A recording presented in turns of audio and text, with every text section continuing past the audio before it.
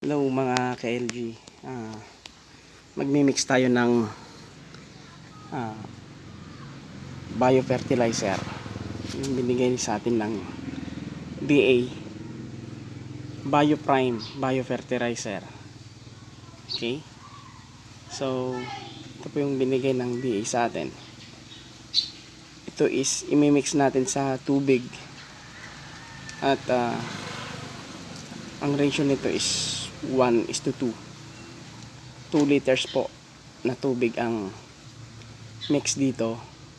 Then pag gagamitin natin, pwedeng pang decompose pag sa land preparation.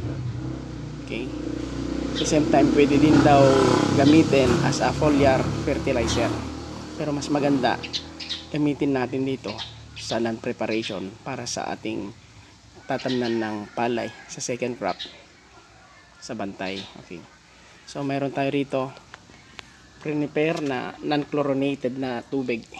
Ayan. Mayroon tayong prepare dito na non-chlorinated na tubig. Make sure na hindi galing sa nawasa, sa faucet. Kung ang main source ng tubig ninyo is sa nawasa, may chlorine yon. So ang ginawa natin, ito yung tubig ulan, dito tayo kumuha. Then may isang galon dito, 4 liters, kaya dalawa yung ating prepare. Okay, lagay na ho natin. Tingnan natin yung reaction niya pag tayo ay ilagay natin to sa tubig. Yan.